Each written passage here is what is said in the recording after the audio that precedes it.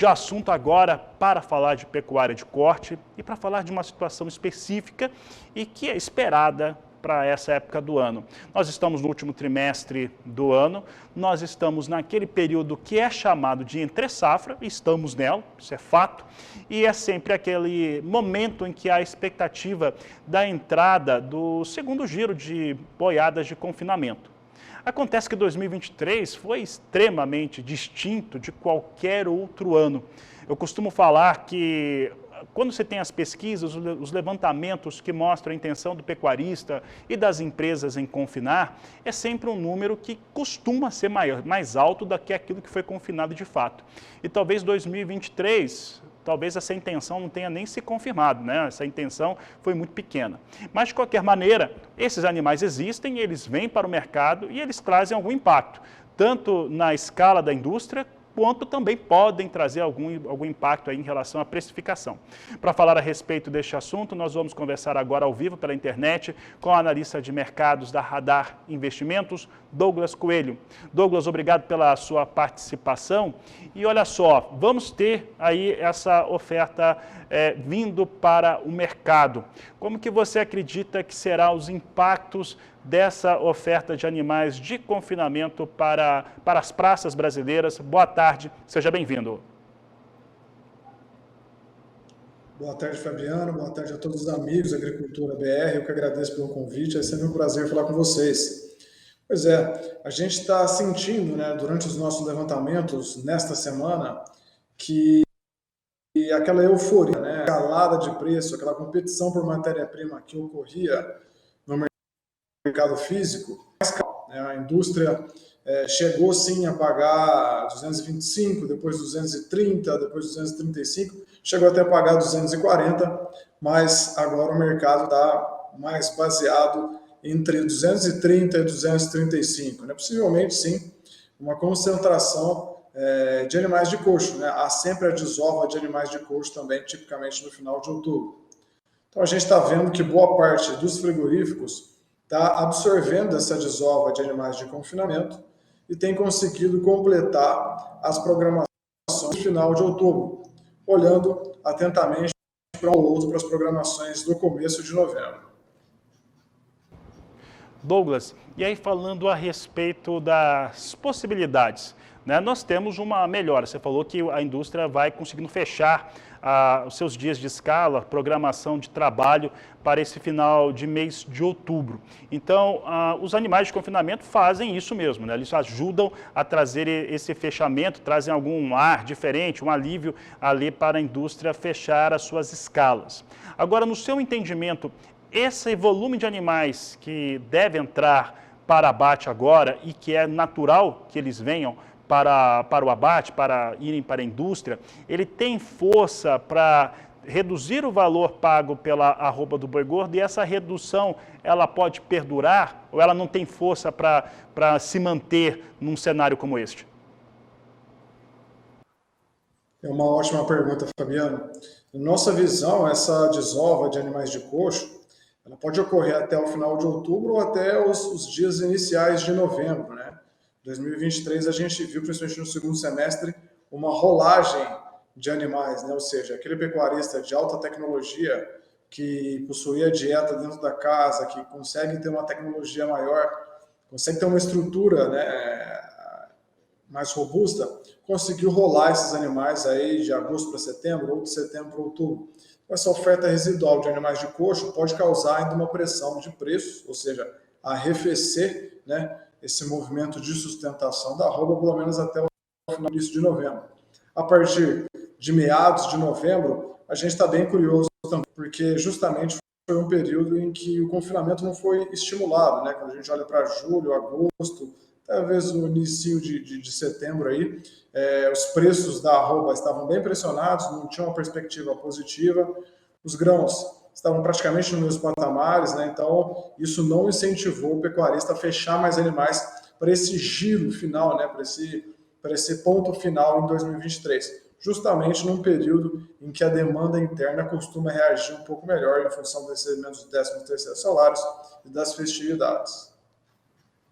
E, Douglas, esse fator que você trouxe agora é muito bem lembrado para o mercado, que nós estamos com um consumo interno, uma demanda interna interessante, frente àquilo que a gente viu nos últimos anos. Nós estamos com um momento muito melhor, aparentemente, de acordo com os supermercadistas. Nós estamos vendo também alguns dados econômicos, talvez um pouco melhor, como a inflação dentro do teto da meta. O que isso vai representar? Provavelmente a taxa de juros mais baixa no Brasil. E as exportações, elas vêm bem. Nós tivemos até uma primeira semana do mês de outubro com dados, com números que não foram muito interessantes, não foram muito legais em termos de média diária embarcada, mas a segunda semana veio muito forte, inclusive superando a média de outubro do ano passado. Enfim, nós temos consumo. E aí eu faço uma pergunta para você. Tendo esse consumo, tem uma estabilização em relação à arroba. Eu gostaria que você respondesse duas questões. Primeiro, é possível pensar em uma arroba de boi gordo ainda em 2023 com valores parecidos com aqueles que a gente chegou a ver no começo do ano, 280, 290? É uma pergunta recorrente de pecuarista, então eu preciso fazê-la. E o outro ponto é esse pecuarista que confinou. Ele ficou no vermelho mesmo com os números que nós temos agora? Bom, respondendo a primeira pergunta, olhar para a arroba no final de 2023 e pensar nos 280, 270, acredito que seja um movimento bem esticado, por mais que a gente tenha consumo agora.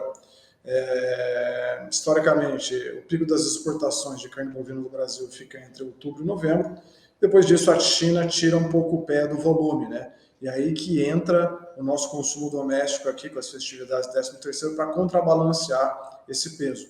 Então, caso haja algum estresse maior, hoje a gente tem uma arroba aqui em São Paulo ao redor de 235, 236, até 240, caso o frigorífico precise pagar um pouco mais, fazer alguma ginástica para tapar algum buraco nas escalas.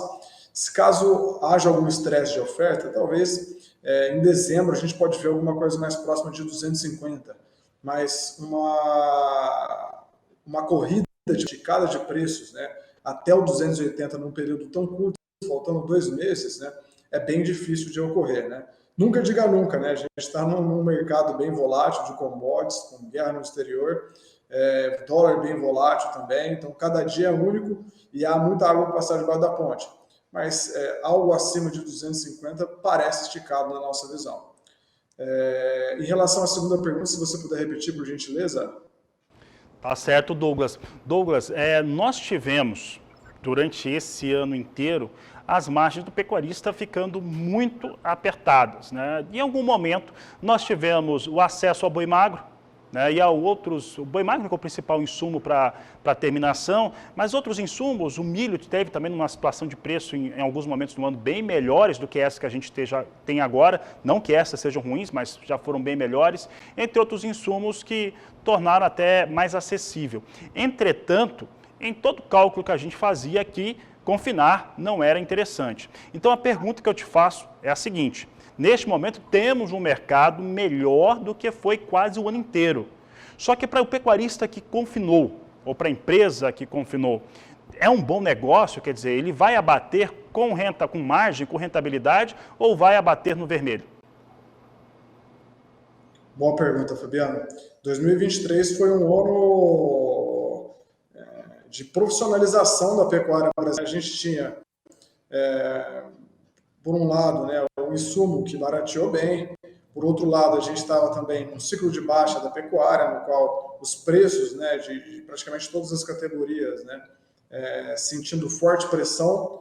Então, é possível dizer que quando a gente olha desde o carnaval, da volta do carnaval, daquele susto que a gente teve, aquela vaca louca, aquele caso de vaca louca, olhando para julho e agosto, a gente teve poucas janelas no qual o pecuarista, o confinador, que trabalha com as ferramentas de proteção de preço, conseguir se proteger de forma eficaz.